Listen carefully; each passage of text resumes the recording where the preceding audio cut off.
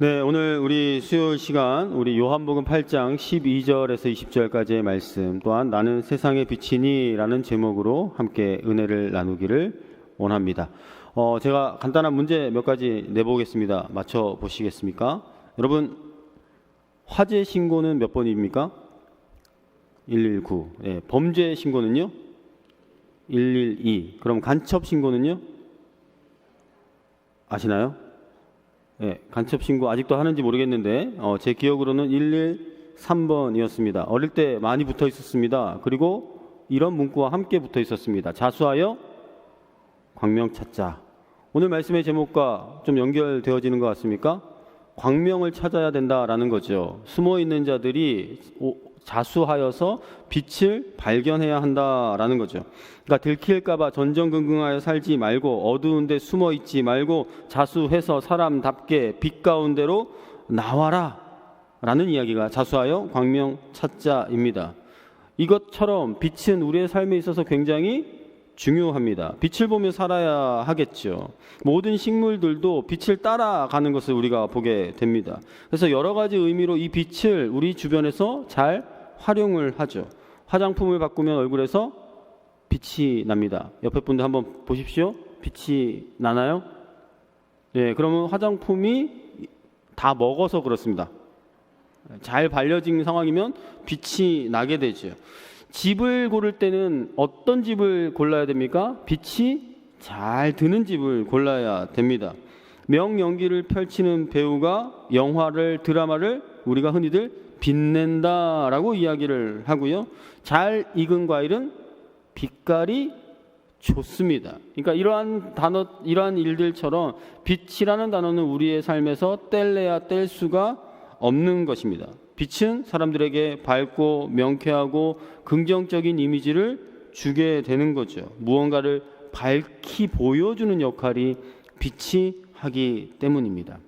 그러므로 우리는 빛이 없이는 살 수가 없습니다. 그런데 오늘 예수님께서 우리에게 빛이 되어주신다, 빛을 비춰주신다 라고 이야기를 하는 거죠. 그리고 그냥 단순히 빛이 아니라 생명의 빛으로 우리를 인도하는 빛이 되어주신다라고 설명을 하고 있습니다. 우리가 오늘 이 말씀을 통하여서 왜 그 빛 가운데 나아가야 하는지, 또한 예수님은 왜 그렇게 빛이라고 표현을 하셨는가를 함께 묵상해보고 나누고자 합니다. 오늘 우리가 본문을 읽었는데요. 이 내용을 이해하기 위해서는 유대인의 생각들, 다시 이야기하면 그냥 출애굽의 사건들을 조금 기억하는 것이 좋아 보입니다. 출애굽 잘 아시죠? 이스라엘 백성들이 종되었던 애굽의 삶을 탈출하는 이야기, 출애굽입니다. 그리고 예수님께서 한 지도자를 세워서 이스라엘 백성들을 하나님이 약속하신 땅으로 인도해 내실 때 놀라운 이적과 역사와, 또한 그들이 머물렀던 광야의 생활과 하나님이 약속한 그 땅에 들어가기의 모든 과정을 출애굽이라고 이야기할 수가 있을 겁니다. 구약의 역사와 함께 쌍을 이루고 있다라고 해도 과언이 아니겠죠. 단순히 옛날에 한번 일어났던 놀라웠고 신기한 이야기로 그냥 치부돼서는 안 되는 이야기입니다. 그 중에 이스라엘 백성들이 애굽을 탈출해서 광야에서 40년을 생활을 하면서 하나님의 인도하심을 철저히 경험했던 적이 있습니다. 여러분, 광야의 생활 떠올리면 가장 먼저 떠오르는 게 어떤 것이 떠오르세요? 하나님이 매일같이 그들에게 내려주셨던 만나가 없이는 살 수가 없었죠. 또 뭐가 필요했을까요? 반석을 내어 물을 주셨던 물도 아마 그들의 광야의 삶에 있어서는 필수적이었을 거고요. 그리고 그들을 낮에는 구름 기둥으로, 밤에는 불 기둥으로 인도하여 내셨던 하나님의 보호하심과 인도하심을 우리가 떠올릴 수가 있을 것입니다. 그러니 이스라엘 백성에게는 이 광야의 생활과 하나님의 인도하심은 그들의 삶에 있어서, 그들의 역사에 있어서 절대 잊어버릴 수 없는 것이에요. 그리고 그 삶을 토대로 하나님은 그들에게 율법을 허락하여 주셨죠. 그리고 그 율법을 지키며 계명을 살아오던 이스라엘 백성들, 신약의 시대에서 여전히 그 하나님의 법을 기다리면서 그들에게 약속했던 메시아, 그들을 구원할, 그들을 살릴 메시아를 기다리고 있었습니다. 그런데 예수님의 시대에 예수님이 요한복음을 통하여서 자기의 자신을 드러내는 선언들을 우리가 함께 보게 되는데요. 요한복음 6장을 보면 이러한 내용이 있습니다. 6월절쯤에 예수님께서 스스로 자기를 일컬어 이렇게 고백을 하셨죠. 6장 32절부터 보시면 예수께서 이르시되 내가 진실로 진실로 너희에게 이르노니 모세가 너희에게 하늘로부터 떡을 준 것이 아니라 내 아버지께서 너희에게 하늘로부터 참 떡을 주시나니 하나님의 떡은 하늘에서 내려 세상에 생명을 주는 것이니라. 그들이 이르되 주여 이 떡을 항상 우리에게 주소서. 예수께서 이르시되 나는 생명의 떡이니 내게 오는 자는 결코 줄이지 아니할 터이요. 예수님이 스스로를 이렇게 고백하셨습니다. 나는 생명의 떡이라고 선포했던 것을 우리가 지난번에 함께 살펴보았고요. 오늘은 초막절이라는 명절을 지내고 있었습니다. 그리고 그 마지막 날 아침에 예수님께서 그들에게 이렇게 선포하고 계시죠. 7장 37절에서 38절의 말씀을 함께 또 살펴보시면 명절 끝날 곧 큰 날에 예수께서 서서 외쳐 이르시되 누구든지 목마르거든 내게로 와서 마시라. 나를 믿는 자는 성경의 이름과 같이 그 배에서 생수의 강이 흘러 나오리라 하시니, 이 스스로 예수님께서 목마른 자는 내게서 와서 마셔라 라고 이야기를 하고 있습니다. 그러니까 예수님이 이스라엘 백성들이 쉽게 떠올릴 수 있었던 그 광야의 생활에서의 은혜들, 그것이 자신을 가리키는 예표라고 선포하고 계시는 거예요. 그리고 그 예표들이 누구를 가리키는 겁니까? 나를 통하여서 이루어진 것이다 라는 것을 명확하게 선언하고 계신다라는 것이죠. 그런데 우리가 7장에서부터 이게 8장을 살펴보면 초막절이라는 명절을 지내고 있었는데요. 이 초막절을 지킬 때 그들에게 두 가지의 큰 예식이 있었습니다. 아침에는 보통 실로암에서 그들이 물을 길러 와서 이 물을 길어 제단에 쏟아 붓는 예식들을 했다라는 것이에요. 그러니까 아까 우리가 요한복음 7장을 읽었던 것은 이것과 연관이 되어져 있습니다. 그러면서 하나님께서 올해도 우리에게 은혜를 베풀어 주시고 하늘을 여시고 비를 내려주셔서 우리가 지내는 모든 것들이 원만하게 해 주옵소서라는 의식을, 행사를 보낸 거예요. 그런데 이 초막절을 지키는 아침 예법이 제단에 물을 붓는 것이었다면 저녁에 밤에 지키는 예식 행사가 있었는데 그것은 불을 밝히는 것이었습니다. 밤이 되면 성전에 모든 사람들이 모여들고 그 성전뜰에 4개의 큰 등불을 켜게 됩니다. 레위 지파의 사람들이 연주와 함께 경건하고 선한 삶을 살아왔던 그 사람들이 횃불을 손에 들고 밤새도록 춤을 추었다라는 것이에요. 그런데 이 불빛이 얼마나 환하게 빛났냐라고 이야기를 하면 예루살렘 전체가 밝게 빛날 정도로, 아내네들은 그 불빛 아래에서 바느질을 할 정도로 환한 빛으로 그들을 밝혔다라고 이야기를 하고 있는 것이죠. 도대체 밤에는 무엇 때문에, 무엇을 기리면서 이러한 축제를 벌였을까요? 광야에 그들을 인도해 주신 구름기둥, 불기둥을 아마 생각하면서일 겁니다. 그러니까 아침에는 아까 이야기했던 것처럼 생수에 대한 이야기, 밤에는 하나님의 인도하심의 불기둥, 구름기둥에 대한 이 모든 것들을 기억하면서 그들이 명절을 보내고 있었는데, 그 마지막에 초막절을 지키고 있는 자들에게 예수님이 뭐라고 말씀하고 계시는 겁니까? 오늘 본문입니다. 8장 12절의 말씀, 우리 다 같이 함께 읽어 보시겠습니다. 예수께서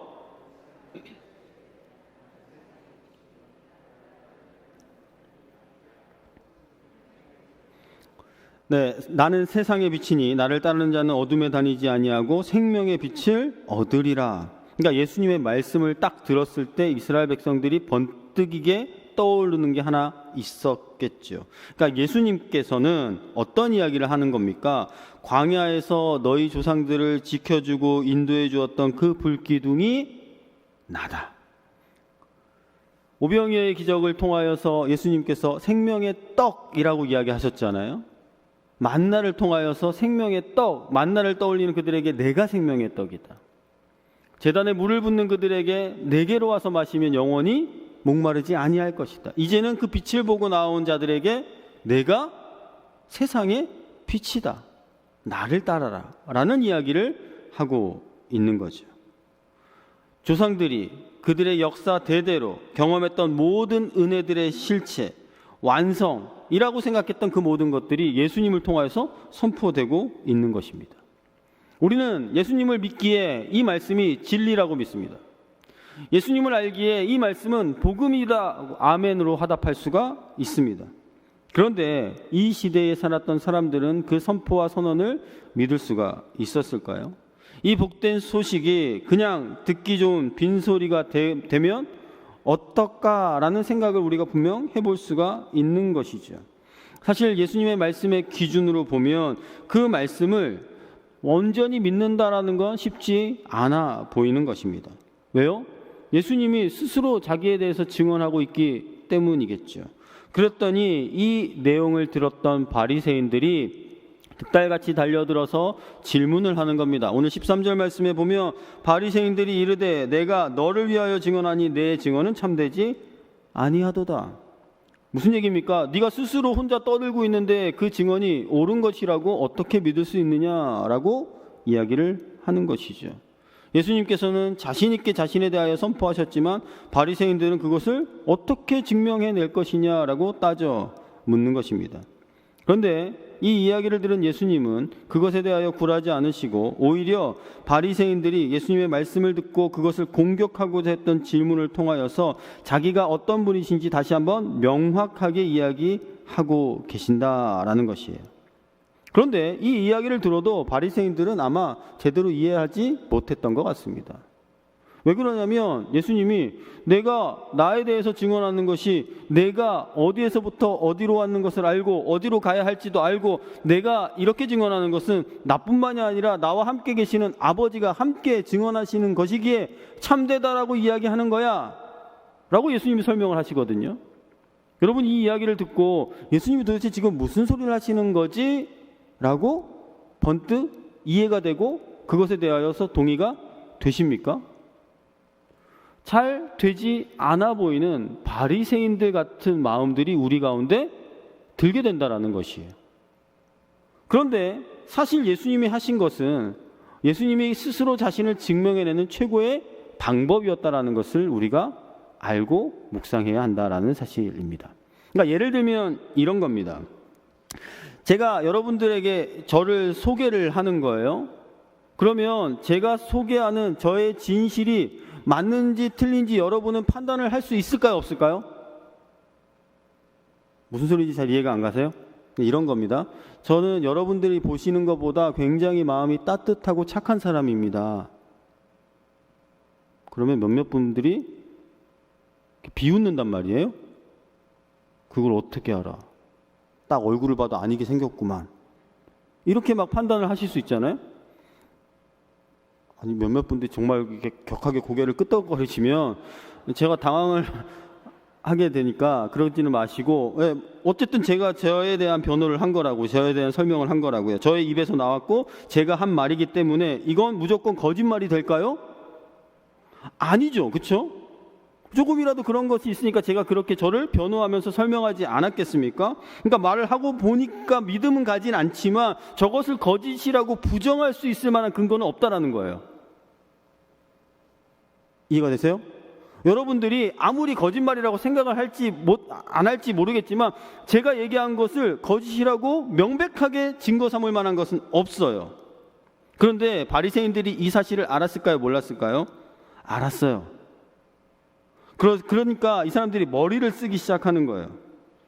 서로 상관없는 것들, 그것과 그것이 부정이, 그러니까 거짓이라는 것 증명을 해낼 수 있는 자신들도 방법이 없는데도 예수님의 증언과 자신들의 증언을 계속 대치시켜 나가는 거죠. 그리고 예수님이 헛소리를 하는 사람, 쓸데없는 소리를 하는 사람으로 올가매려고 했던 그러한 이유에서 이렇게 질문을 하는 겁니다. 네가 스스로 너를 위해서 증언하니까 그것은 거짓이야. 아니요, 사실은 그렇게 이야기할 수가 없다라는 거죠. 그런데 바리새인들은 왜 그렇게 이야기를 한 겁니까? 사실 예수님의 말씀에 관심이 없었거든요. 예수님에 대하여 스스로 빛이라고 계시한 그 계시를 받아들이고자 하는 마음이 없었다라는 것이에요. 그냥 그렇게 이야기하는 자체를, 그렇게 이야기하는 그 방식을 문제 삼는 겁니다. 네가 도대체 뭔데 네가 스스로 그렇게 우리에게 단언하며 확신하며 세상의 빛이라고 이야기할 수 있느냐라는 것을 따지는 거죠. 그런데 예수님이 그 이야기를 들으시고 뭐라고 이야기하셨습니까? 14절에 보니까 아까 이야기한 것처럼 나를 위하여 증언하여도 내 증언이 참되다. 그 이유는 나는 내가 어디로 오며 어디로 가는지를 잘 알거니와 너희는 내가 어디서 오며 어디로 가는 것을 알지 못하지 않느냐라고 이야기하는 거죠. 그러니까 비록 예수님의 말씀이 스스로 자기에 대해서 증언하는 것이긴 하지만 자기는 자신이 분명하게 알고 있는 것만을 이야기한다라는 것이에요. 그러니까 그 증언이 참되다. 쉽게 이야기하면 예수님이 곧 하늘에서 오신 하나님과 동등된 분이시기 때문에, 좀 어렵게 신학적으로 이야기하면 예수님 자체의 신성의 존재이기 때문에 스스로 계시해도 스스로 나타내도 그것은 항상 참된 진리이다라는 것이죠. 그들이 하나님을 믿는다면 말이죠. 그들이 하나님을 인정하는 존재도 동일한 존재이니까요. 그런데 예수님의 이 이야기는 바리새인들이 절대 믿지 않습니다. 어디서부터 와서 어디로 가는지 명확하게, 자신의 모든 사역과 해야 할 일들을 명확하게 알고 그 일들을 따라 움직이시는 예수님이 자기를 증거하고 드러내심에도 불구하고 바리새인들은 도저히 믿으려 하지 않는 것이죠. 사실 바리새인들은 예수님을 잘 알고 있었습니다. 왜요? 예수님에 대한 소문들이 삽시간에 퍼지기 시작했으니까요. 많은 사람들이 따라다니기 시작했으니까요. 그러니까 예수님이 도대체 어떤 사람인지, 도대체 무슨 이야기를 하는 것인지 그러한 것들을 많이 정보를 수집했습니다. 사람들을 심어서 도대체 어떤 이야기를 하는지, 어떤 가르침을 주는지, 어디 출신인지, 어디에서 났는지, 어디에서 왔는지 그들도 다 잘 알고 있었다라는 것이에요. 그런데 그들이 예수님의 이야기를 들으면 들을수록 자신들의 율법과 대치되거나 자신들의 위치가 어려워진다라는 사실을 알기에 자신들을 스스로 변호해 나가기 시작했고, 예수님의 말씀은 율법과 완전히 다른 것이라고 치부하며 그를 이단 사이비처럼 몰아갔던 것이, 그를 대적하게 만들었던 것이 바리새인들이었다라는 것입니다. 그러니까 예수님께서 명확하게 그들에게 이야기하시는 바가 뭡니까? 너희는 나에 대해서 아무것도 알지 못하지 않느냐? 근데 어떻게 나를 거짓되라고 이야기할 수가 있느냐라고 자신의 증언을 참되다라고 변호하고 있는 것이죠. 그리고 그러한 증언들, 그러한 기준은 도대체 무엇을 따라 이루어졌느냐라고 이야기할 때 15절 말씀에 이렇게 이야기합니다. 너희는 육체를 따라 판단하나? 그러니까 너희는 육체를 따라 판단하니까 나를 정확하게 알 수가 없는 것이다 라는 것이에요. 순전히 인간적인 기준과 너희의 기준으로 나를 판단하니 나를 바르게 볼 수가 없는 것이다. 여러분, 우리 사도 바울의 이야기 잘 알지 않습니까? 고린도후서 5장 16절에서 사도 바울은 이렇게 이야기합니다. 그러므로 우리가 이제부터는 어떤 사람도 육신을 따라 알지 아니하노라. 비록 우리가 그리스도도 육신을 따라 알았으나 이제부터는 그같이 알지 아니하노라.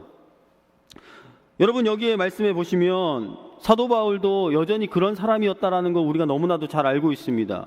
육신을 따라 살았던 사람이기에 예수님을 믿는 사람들 핍박했죠. 잡았죠. 그런데 예수님을 그가 어떻게 만났습니까? 그 일들을 하기 위하여서 자신의 눈에 옳아 보였던 일, 정의로운 일들을 해나가다가 누굴 만난 겁니까? 빛 대신 예수님을 만난 겁니다. 다메섹 도상에서 찬란한 빛으로 찾아오신 예수님을 보게 되자 그가 육체를 따라 알았던 그 모든 것을 버려버리고 이제 그 빛으로 오신 예수님을 알게 된 거죠. 그 가운데서 음성이 들렸잖아요. 내가 핍박하는 예수라. 도대체 누구이길래 나를 이렇게 괴롭히냐라고 할 때 예수 그리스도의 음성을 들었고 예수 그리스도를 빛 가운데서 만났고 그의 육신의 눈이 멀어질 정도로 찬란한 빛 가운데 예수님을 발견하게 되었다라는 거죠. 그 하늘에서 쏟아진 빛이 무엇입니까? 그냥 밝은 빛입니까? 아니요, 예수 그리스도로 드러난 것이죠. 그러니 사도 바울은 자기를 들어 예수님을 만난 사도와도 동등된다라고 이야기할 정도로 예수님을 진하게 만난 겁니다. 육체의 눈이 어두워지고 나서야 예수님을 제대로 볼 수 있게 되었다라는 것. 그것이 오늘 우리에게 주는 가장 큰 핵심의 메시지라고 볼 수가 있을 겁니다. 세상의 빛, 세상에 빛나는 것들과 완전히 차원이 다른 예수 그리스도라는 빛을 발견하게 되는 저와 여러분 될 수 있기를 주님의 이름으로 축복합니다. 빛 대신 예수님을 제대로 볼 수 있어야 우리가 진짜 제대로 삶을 살아가고 눈이 열리게 된다라는 것을 예수님이 스스로의 증언을 통해서 말씀하고 계시기 때문이죠. 그리고 또한 예수님의 증언은 계속해서 이야기하는 17절과 18절의 내용을 보면 두 사람의 증언이 참되다 기록되었으나 내가 나를 위하여 증언하는 자가 되고 나를 보내신 아버지도 나를 위하여 증언한다 라고 고백하는 것으로 우리는 무엇을 알 수 있습니까? 우리가 예수님을 보게 됐고 육체를 따라 판단하지 아니하면 하나님 아버지와의 관계 속에서 그것이 증명되어지고 보여져야 한다는 것을 이야기하고 있는 것입니다. 여러분, 우리에게 적용해보면 동일합니다. 바리새인들에게도 적용하면 동일한 거죠. 육체를 따라 판단하는 판단을 벗어버리는 거예요. 그러면 우리가 영적인 눈으로 예수님을 발견할 수 있죠. 참빛이 우리에게 비춰오게 되면 우리가 어떠한 삶을 살아가게 됩니까? 그 증언을 따라, 어떠한 증거를 따라 사는 것이 아니라 믿음으로 살아가게 된다라는 거예요. 믿음으로 산다라는 건 또다시 무엇을 이야기합니까? 하나님과 관계 맺고 살아가는 것을 의미하는 거죠. 내가 단순히 그냥 나의 어떠한 경험과 성경적 지식으로 하나님을 증언하는 것이 아니라, 증거하는 것이 아니라 하나님과의 특별한 만남을 통하여서 내가 매일같이 이루어지는 묵상, 하나님과의 기도, 이러한 예배를 통하여 하나님과의 관계를 유지해 나가며 하나님의 마음을 알고 하나님을 증언해 낸다는 것, 그것이 우리의 삶 아니겠습니까? 예수님은 단적으로 그것을 우리에게 설명하면서 이 이야기를 해 주시는 거예요. 내가 나의 증인이야. 하나님이 나의 증인이야. 그러니까 증인이 두 사람이 되고, 그러니까 내가 나의 증언하는 것은 참되다라는 것을 우리에게 오늘 적용을 하면 그렇게 적용할 수 있다라는 거죠. 예수님께서는 우리가 너무나도 잘 아는 것처럼 언제나 하나님께서 들려주신 말만, 하나님께서 하시는 일만, 그래서 나를 보는 것이 하나님을 보는 것이다 라고 말씀하시지 않으셨습니까? 그거는 하나님과 예수님과의 관계성으로 명확하게 드러낼 수 있다는 것이에요. 그러면 우리에게 적용해 보시죠. 우리는 얼마나 하나님과 관계하고 살아가고 있습니까? 예수 그리스도를 참 빛이라고 여기지만 그 참 빛과 얼마나 밀접하게 연관되어 있습니까? 끊임없이 그 관계를 놓치지 않기 위하여 교제를 위하여 애를 쓰고 말씀 묵상을 위하여 힘을 더하고 매일매일 그 일들을 해나가기 위해서 얼마나 노력하고 훈련하고 있느냐 말이죠. 그러니까 이 말씀들의 요점은 사실 어떻게 보면 크게 하나입니다. 하나님을 믿는다? 하나님을 안다? 그렇다면 예수님이 그리스도라는 것은 알 수밖에 없다. 여러분, 우리가 고백하지 않습니까? 예수님이 우리의 구주 되시고 하나님의 아들 되신다라는 거 우리가 너무나도 잘 알지 않습니까? 우리는 믿어졌기 때문에 세상을 향하여 그러한 여러 가지 반대적인 질문을 받을 때 우리는 우리 주 예수 그리스도를 구주라고 고백할 수밖에 없는 거죠. 하나님이 어떤 분이신지 알아버렸으니까. 하나님이 하시는 일들을 우리가 보고 있으니 예수님은 우리의 구주 되신다라는 것은 당연한 겁니다. 그런데 바리새인들은 그걸 알았을까요? 아니요. 그들은 알려고 하지도 않고 믿으려고 하지도 않았다라는 것이 문제이죠. 여전히 그 빛을 발견하지 못한 것이에요. 빛을 드리웠을 때 어떻게 했을까요? 빛을 피해 어둠을 향하여 더 깊게 나아갔던 자들이 바리새인들과 같은 사람들이었다라는 것입니다. 그러므로 우리가 이 내용을 통하여서 다시 한번 우리의 삶을 돌이켜보고 반추해 볼 때 우리는 무엇을 적용해 볼 수 있습니까? 우리가 하나님에 대해서 잘 알고 있다? 그것으로 만족해서는 절대 안 된다라는 것이에요. 하나님에 대해서 믿고 있으니 우리는 더 이상 하나님과 교제는 필요 없다? 아니라는 것이죠. 더 깊은 관계로 나아갈 수 있도록 무엇보다 하나님께서 들려주신 그 예수 그리스도에 대한 말씀들을 더 깊이 묵상하는 것들이 우리에게 계속해서 필요하다라는 것이에요. 우리가 세상을 살아가다 보면 그렇기 때문에 믿음을 가진 자들과 믿지 않는 자들은 잘 소통이 안 됩니다. 빛 가운데 있는 사람과 어둠 가운데 있는 사람들이 대화를 나눈다라고 생각해 보십시오. 늘상 이런 일들이 일어날 수밖에 없겠죠. 빛 대신 예수님, 그 예수님을 만나지 못한 사람 사이에서는 이런 일이 반복될 수밖에 없습니다. 그러면 우리가 그냥 이 말이 안 통하니까 포기하고 살아가야 될까요? 아니라는 것이에요. 우리가 이 말씀을 묵상하면서 우리가 그 빛 대신 예수님을 어떻게 만나게 되었는지를, 또한 그 빛을 왜 찾아 나아가야 하는지를 끊임없이 나타내고 보여주어야 한다라는 것이죠. 우리가 이 말씀을 통하여서 다시금 우리의 믿음을 점검해 보는 가운데, 또한 우리가 이 얻었던 믿음이라면 그 믿음을 이제 온전히 드러내는 것까지 연결을 잘 시켜 나가야 한다는 것이. 문제 한 가지 내보겠습니다. 여러분, 되게 쉬운 문제니까 그냥 쉽게 나오는 대로, 생각나는 대로 이야기하시면 맞출 수 있는 문제입니다. 해는 어디에서 뜨고 어디로 질까요? 잘 모르세요? 그러면 문제를 이렇게 내보겠습니다. 해는 동쪽에서 떠서 서쪽으로 진다. 1번. 해는 서쪽에서 떠서 동쪽으로 진다. 2번. 1번입니까? 2번입니까? 1번이죠. 그렇죠? 1번이라고 배웠죠. 그러면 계속해서, 그러면 동쪽에서 떠서 서쪽으로 집니다. 그럼 태양이 동쪽에서 서쪽으로 매일같이 움직이는 걸까요? 그건 아니죠. 태양은 움직이지 않는다라는 것을 우리가 알고 있죠. 그럼 왜 태양은 동쪽에서 떠서 서쪽으로 지는 것 같을까요? 지구가 도니까요. 너무 어려운 거 제가 계속 질문하나요? 지구가 돌아요. 그러면 지구는 어디에서 어디로 도나요? 반대로 돌겠죠. 서쪽에서 동쪽으로 돌겠죠. 그러니까 동쪽에서 떠서 서쪽으로 지는 것 같아 보이는 겁니다.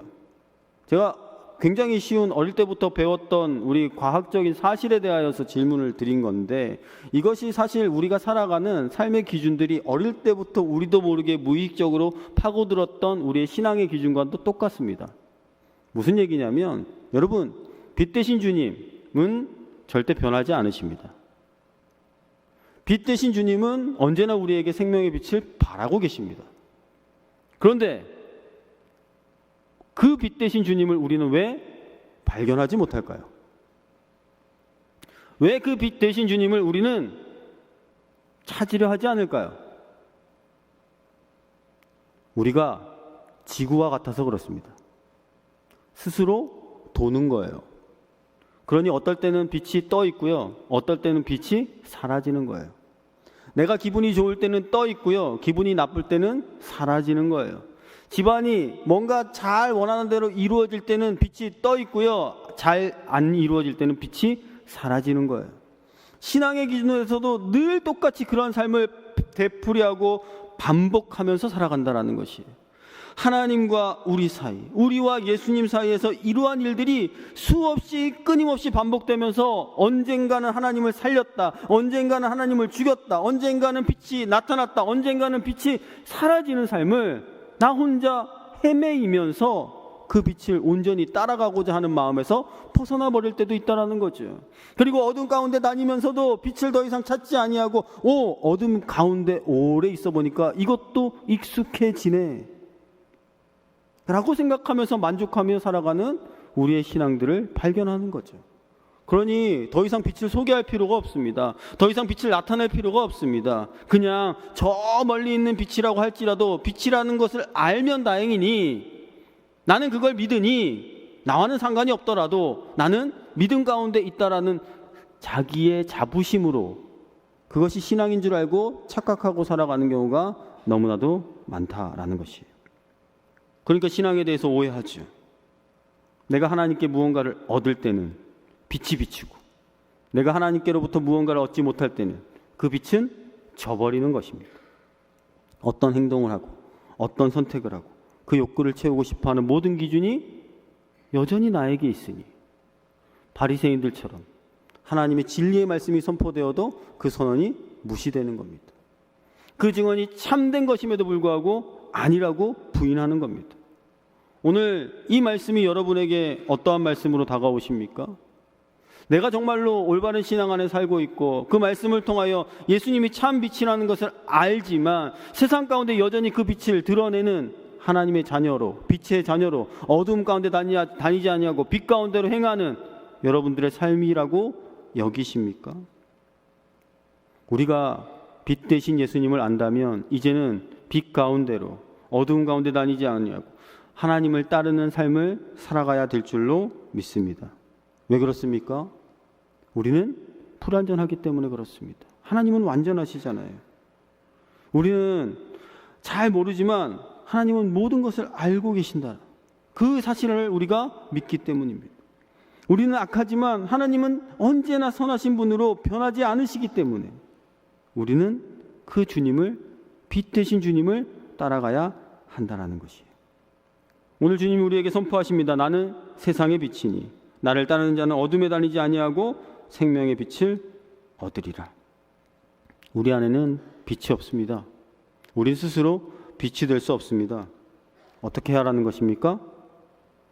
그 빛 대신 주님을 따라가야 하는 것입니다. 따라가야 할 때 우리는 하나님의 인도와 보호하심과 하나님이 허락하신 그 길로 나아갈 수가 있는 것이죠.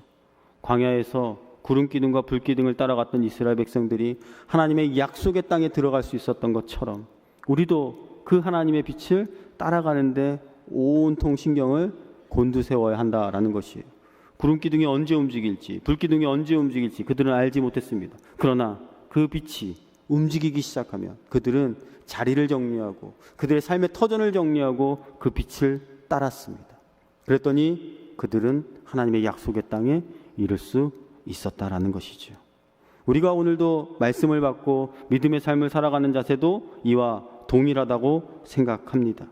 우리의 완악함을 버리고 나의 기준을 버리고 나의 욕망을 버리고 겸손히 하나님의 말씀을 청종하기 위하여 끊임없이 나 자신을 낮추어 가는 것. 어둠 속에 있었고 고통 속에 있었고 결핍과 두려움 속에 있는 우리를 빛 가운데로 끌어내신 그 주님을 절대 놓치지 않을 수 있도록 생명의 공급자 되시고 보호자가 되시는 그 하나님이 우리의 유일한 소망이 되신다라는 사실을 절대 어떠한 상황과 환경에서도 놓쳐버리지 않기를 단단히 굳게 믿는 우리 모두가 되어야 한다라는 사실입니다. 그래서 우리는 수시로 주님과 교제하고 살아계신 그 인격체 되신 주님과 말씀과 기도를 통해서 교제하고 또한 그 관계 안에서 하나님을 더 깊이 느끼고 체험하고 살아가는 것이죠. 그렇게 동행할 때 우리의 생각이 바뀌고 우리의 삶이 바뀌고 우리의 행동이 바뀌고 말투가 바뀌고 우리의 얼굴에 빛이 비치게 될 것입니다. 우리의 삶이 바뀌기를 원하십니까? 인생길이 달라지기를 원하십니까? 고통과 좌절 가운데서 헤어나오기를 원하십니까? 빛 대신 주님을 만나시길 바랍니다. 빛 대신 주님을 놓치지 마시길 바랍니다.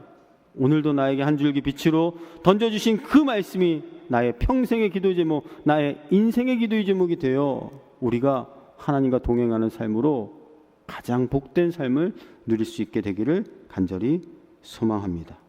우리 안에 있는 옛 어둠을 따라 살아가는 것이 아니라 우리 안에 있는 밝은 빛을 비춰주시는 주님을 따라 살아갈 때에 우리가 하나님께서 허락하시는 가장 복된 삶 이루게 될 줄로 믿습니다. 세상에 빛으로 오신 그 예수 그리스도와 함께 동행하는 저와 여러분 될 수 있기를 주님의 이름으로 간절히 축복합니다.